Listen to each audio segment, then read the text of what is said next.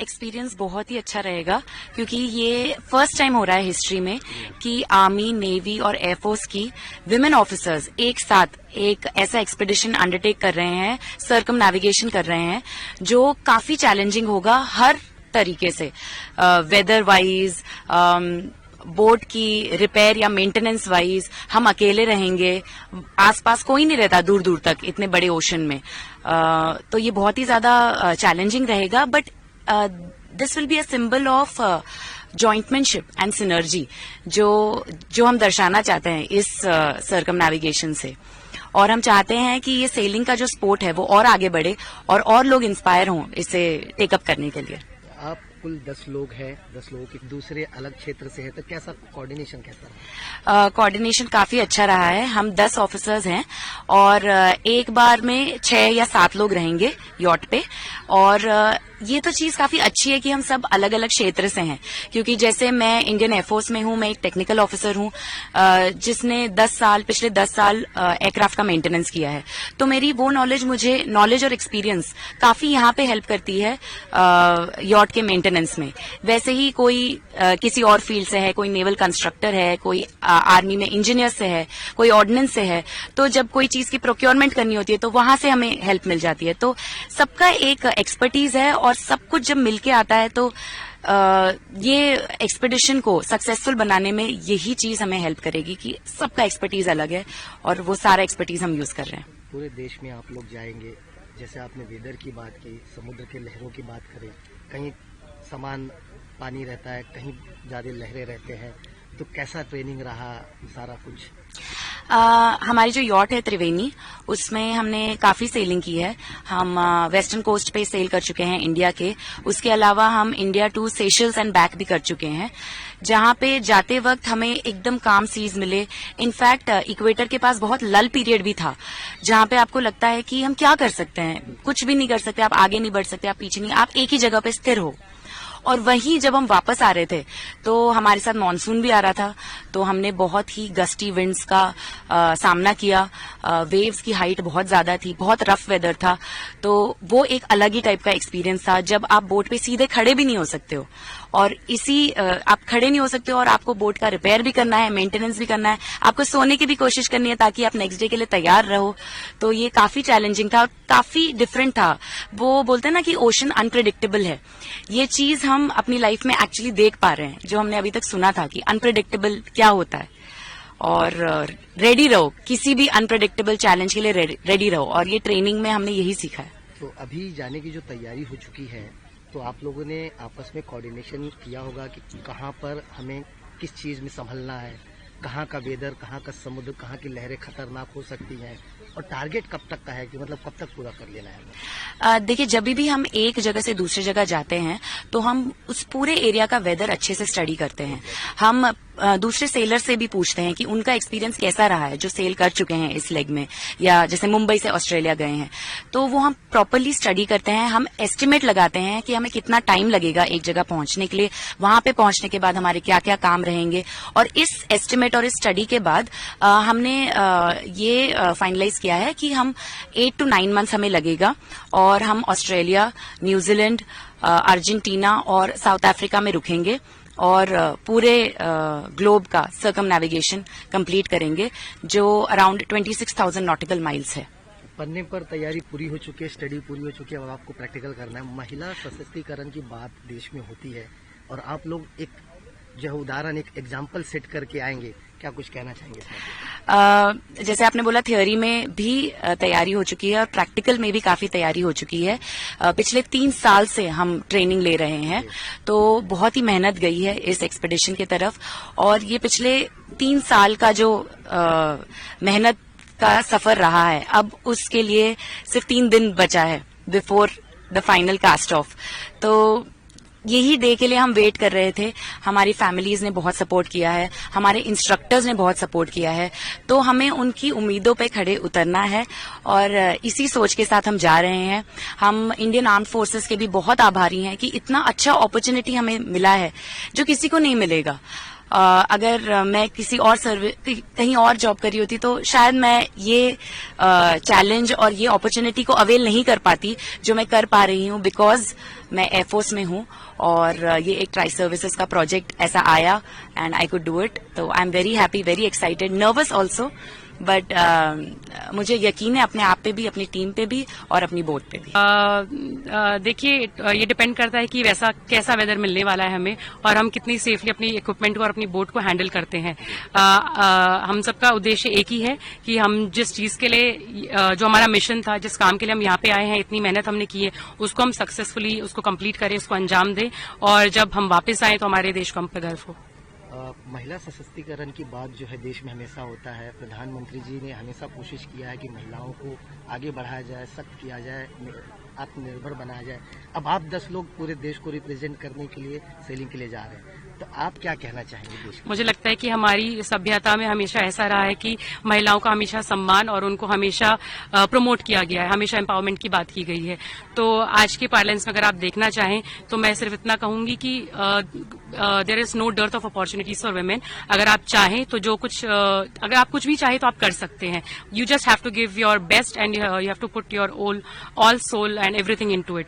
So I think just go for it. If I can, I think so can you. Target ये है कि यहाँ से जा रहे हैं और पूरा करके आपको यहीं पे मिलेंगे. पहला टारगेट वो है.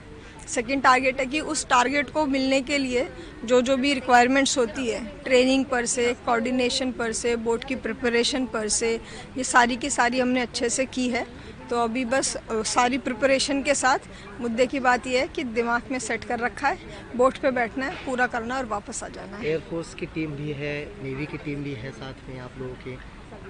कैसा रहा है केमिस्ट्री? क्योंकि पहली बार ऐसा हो रहा है कि साथ में आप तीनों जाएंगे, काम करेंगे. देखिए, केमिस्ट्री अच्छी रही है क्योंकि भले ही तीनों सर्विसेज की टीम यहाँ पर थी, लेकिन उनका उद्देश्य एक ही था और उद्देश्य था कि सरकम नेविगेशन के लिए ट्रेन करना. तो हम यहाँ पे डिफरेंट सर्विसेज से एज सेलर्स आए हैं कि हमको सेलिंग करनी है, हम सबको अच्छे से सेलिंग करनी है और एक दूसरे के साथ रहना है. क्योंकि जो ये एक्सपीडिशन है, इसमें जैसे कहा जाता है कि your weakest link is the strongest link. So irrespective of the service आप सबको अपना 100% देना है और वही हम सब ने फॉलो किया है. तो वेदर्स की बात की जाए, लहरों की बात की जाए, अलग अलग देशों में अलग अलग वेदर्स देखने मिलता है, लहरें देखने मिलता है. तो कुछ प्लानिंग हुई है टीम के साथ कि हमें चैलेंजिंग जी. देखिए, जब भी आप कभी भी पानी में जाते हैं, सबसे पहले आप पानी और हवा को पढ़ते हैं. उसके ऊपर अलग अलग पब्लिकेशंस होती है, इंटरनेट पे स्टडीज़ होती है, जो सेलर्स गए हैं उनके एक्सपीरियंसेस होते हैं. उसी को मद्देनज़र रखते हुए आप अपना पैसेज प्लान बनाते हैं कि हमको इस दिशा में ऐसे ऐसे जाना है. तो वो सब हमने किया है, लेकिन वो एक आइडियल सिनेरियो होता है. जब हम समुद्र में जाएंगे, हमें पता है कि बहुत सारी अननोन चीज़ें हमारे साथ होगी, लेकिन उनको कैसे टैकल करना है उन सब की भी हमने तैयारी की हुई है. एंड जो भी आएगा हम प्रिपेयर्ड हैं कि हम उसको देख लेंगे. भारत की बात करें तो पीएम साहब हमेशा जो है महिलाओं को आत्मनिर्भर बनाने के कई परियोजना शुरू करते हैं. महिला सशक्तिकरण के लिए उन्होंने कई परियोजना की है. आप लोग जो है एक उदाहरण सेट करने जा रहे हैं, ये एक उदाहरण दिया जाएगा, मिसाल बना जाएगा. आप क्या कहना चाहेंगे इस मौके पर देश के लिए? देखिए, जो एग्जाम्पल हमेशा कहा जाता है कि जब आप ज़िंदगी में कुछ ऐसा करते हो जो या तो किसी ने नहीं किया है या बहुत कम लोगों ने किया है, तो या तो आप वो किसी से एग्जाम्पल लेके करते हो या आप कुछ ऐसा कर जाते हो कि आप किसी का एग्जाम्पल बन जाते हो. जो पीएम मोदी जी ने महिला सशक्तिकरण के लिए जो काम किया है, जितना प्रोत्साहित किया है, वो हमारे लिए बहुत मोटिवेशनल है. एंड अगर हमारे कंधों पे ये जिम्मेदारी दी गई है तो उस जिम्मेदारी को आगे कैरी फॉरवर्ड करने के लिए और जो देश के यंगस्टर है और जो हमारे देश की नारी है, उनके लिए हम उदाहरण बनने को तैयार हैं. शुक्रिया. तैयारी के लिए तो हम पिछले 2.5 साल से इस जो क्षण का वेट कर रहे थे. सो 2.5 सालों से हम अपने आप को ट्रेन कर रहे हैं, तीनों एज ए टीम, तीनों सर्विसेज के ऑफिसर्स एज ए टीम. तो तैयारी तो इसके लिए वहां से शुरुआत होती है जब हमें कुछ नहीं आता था सेलिंग के बारे में, और अब हमें ऐसे आता है कि हम कोशिश कर रहे हैं कि इस सर्कम नेविगेशन पे हम चले और जाए और सक्सेसफुल होके वापस आ जाए. तो मैम, बात करें वेदर्स की, लहरों की, पूरे देश में आप लोग जाएंगे, अलग अलग माहौल रहेगा, तो कुछ तैयारी कहाँ पे आपको चैलेंजिंग ज़्यादा फेस हो, क्योंकि आप लीड कर रही हैं टीम को, तो कैसा कोऑर्डिनेशन, कुछ चीज़ें जो आप बता सकें? तो ये पूरा का पूरा जो सर्कम नेविगेशन है 21,600 नॉटिकल माइल का है, उससे ज्यादा ही हो सकता है, क्योंकि हमें विंड्स के हिसाब से दाएं बाएं जाना होता है, जाना पड़ता भी है कभी कभी, तो या करंट्स हमें खींच के ले जाती है, तो ये 21,600 नॉटिकल माइल से ज्यादा ही हो जाता है। इसमें हम ये जब प्लानिंग कर रहे हैं इस बारे में, तो जो सर्कम नेविगेशन के जो आपके क्राइटेरिया होते हैं वो बोलते हैं कि आपने पूरे ग्लोब को चक्कर मारना है तो सारे मेरिडियंस को अपने पार करना है, एटलीस्ट एक बार भी करना है, फिर आपका जो इक्वेटर है वो 2 बार क्रॉस होना चाहिए। तो जो ये 21,600 नॉटिकल माइल्स है, इन जो रूल्स है उसके दायरे के बीच में फिट होता है। तो जब हम इसको देखते हैं तो एज अ 21,600 नॉटिकल माइल तो बहुत बड़ा लगता है। तो कहते हैं कि जब आप किसी बड़े एम को देखते हो तो उसको छोटे छोटे भागों में बांट दोगे तो ये एम आपको कम लगता है, एंड जैसे जैसे आप उसको अचीव करते जाओगे वैसे वैसे एम आपका पूरा होता जाता है। तो हमने भी कुछ ऐसी सोचा है इसके बारे में कि जो ये हमारे 21,600 नॉटिकल माइल्स है इसको हम छोटे छोटे लेग्स में देखेंगे। जैसे हम यहाँ से ऑस्ट्रेलिया जाएंगे तो जो ये 3,982 नॉटिकल माइल्स का जो सफर है वो जो 44 डेज में खत्म हो रहा है, तो 44 दिनों में हम क्या क्या कर सकते हैं कि पहले हमने इसका पूरा रूट देखा, उसमें कौन से विंड पैटर्न्स है उसको स्टडी किया हम लोगों ने। इक्वेटर क्रॉस करेंगे तो उसके आसपास कैसा वेदर होगा वो देखा, कि वहां पे कौन से करंट्स है जो हमें खींच के दाएं बाएं ले जा सकते हैं, या फिर जो हमारा अगर हम ये खींच के ले जाएंगे तो कितना दूर तक जा सकते हैं हम लोग। फिर अगर इसमें कोई हमारे बोट रिपेयर आते हैं तो वो कैसे क्या क्या आ सकते हैं, एंटिसिपेट किया है इस लोगों ने हम लोग।